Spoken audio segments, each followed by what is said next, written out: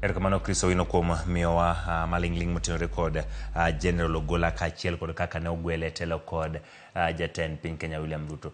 Kotenore kod mano nyakwaro Mgajwa ng'e ni gwenge mag Siaya mano kaunti ma Siaya en mano makoro nitiere kod kuyo kaluwore ni General Francis Ogolla ne wuok e gwenge mag Siaya ahinya te gwenge mag Alego. Kendo motelo kanyo jafwambo marwa George Amolo ne yudo thuolo mar dhi dalagi kendo ne otwak kod ji mantiere gwengego. Kendo kwatudre kode yor sime mondo mi olero nto chal nade. George Amolo, erokamano kuom riwore kodwa e chenro mar Oimore. En odiochieng' ma piny Kenya nitiere kod kuyo, odiochieng' ma jolweny e pacho ka nitiere kod kuyo kaluwore kod lal kata tho mar jatendgi General Francis Ogolla. Bende lit ma kamaendi korang'eni okwako gwenge mag Siaya County kaachiel kod Alego. Lernwa ni to dalagi ne nitiere kanye e county ma Siaya. To en ang'o manyagi sani se fwambo to kod wach mawuok kuom jopiny mawuok e alwora machal kamano Amolo? Erokamano ahinya Emmanuel. Yes, sani antiere e boma ma Siaya. Kendo mana kaka iwacho en lwasi mar lit gi kuyo mokwako kaunti ni mangima.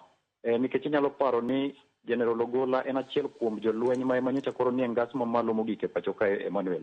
Koro en gino ma okwako chunyji kendo mako chunyji gi lit malit mokalo. Makmana ni seche mag motelo ne wantiere e dala General Ogolla, makata kamano ne wayudo koling kabisa, kendo chenro moro amora mane dhi nyime kuno ne onge kata matin.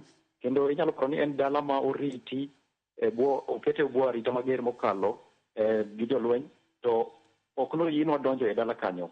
Makmana ni ne wayudo thuolo mar mondo mi ne wawuo kod jogo marito dala kanyo ero, to ne gikwerowa ni gie sechego ne onge ng'ata ng'ata dala, to mae noyudo ka milome ayanga mar to General Ogolla ne pok ochiw. Kendo ne gikwerowa ni onge ng'ata ng'ata kata familia mane wanyalo wuoyo godo kanyo kata anyuola moro amora. Koro nochunowa mondo mi waduog aduoga oko mano machiegni gi Chiro Ng'iya, nikech dala ne en mano ndamo matin kowuok e Chiro Ng'iya. Kendo e gweng' kanyo inyalo neno mana joma kalo matin ka ji to neno ka chunygi ne nigi buok mokalo, kata obedo ni ne gi e sechego ne pok oland ayanga tho mar General Ogolla. Koro mana kaka wasewacho, en lit gi kuyo mokwako chunyji, kendo kata gi e kindeno mane pod irito mondo mi jatend piny William Ruto ne land ayanga ni General Ogolla nowito ngimane, jopiny ne ineno kochokore koni gi kocha ka gikuotho mos, kendo ne girito gi siri mondo ging'e ni to en ang'o mane timore. Nikech motelo gima nowuok en ni General Ogolla noyudore e masira mar apaya, masira mar ndege Emmanuel. Koro mano e gima timore nyaka gi kinde ni ok waseyudo thuolo mar wuoyo gi anyuola moro amora, to mana kaka nawacho ni nokwerwa ni pod ng'ata ng'ata mane wanyalo wuoyo godo ne onge. Koro en lit ma pod okwako chuny jopiny, ma kidhi wuotho e gwenge mag Ng'iya, mano e kaka ne piny chalo, to kata mana sani gi e dier boma ma Siaya ka iyudo ka ji pod okuyo, kendo en lit momako chunyji mokalo Emmanuel. George, mana ka pok awi mondo mi dhi kama intiere gi lak seche gi tok ka iwacho ni motelo kanyo ne pok oyang ne jopiny ne en rumbi ma koni kod kocha, kendo jatend piny Kenya William Ruto koro oseyango kama intiere kopogore gi ka gweng' ma kuma General wuoke mosenindo. Ang'o mawinjo ka jopiny wacho? Rumbi chal nade? Chunygi chal nade ewi report machal kama? Mana kaka asewacho ni Emmanuel, en lit gi kuyo momako ji mang'eny kabisa, nikech General Ogolla ka ji ma ne wawuoyo godo ka gi kacha, General Ogolla en ng'ano mokaw kaka jalno mane chunye ler. Kata obedo ni ne en jalweny mane nie ngas mamalo mokalo, to iwacho ni kanoduogo dala kae ne en jalno mane bedo gi ji, kendo ne en ng'ama tudore gi ji. Kaka kuom ranyisi, nitiere tim moro mar adhula e kaunti ma Siaya kae miluongo ni Karapul FC.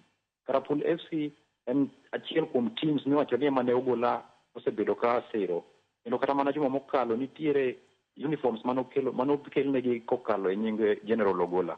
Koro iyudo ka ne omulo chuny jo mang'eny e yo maka gi kacha. Koro nyaka sani ma owuoyeni, tok lendo mane ochiw gi jatend piny Emmanuel, chuny ji ogore, kendo iyudo ka chuny ji nigi lit mokalo Emmanuel. Erokamano George Amolo kuom miyowa ler kowuok e kaunti ma Siaya. Nyakwaro Mgajwa mano George Amolo. Wan gi geno George ni kaka wadhi nyime kod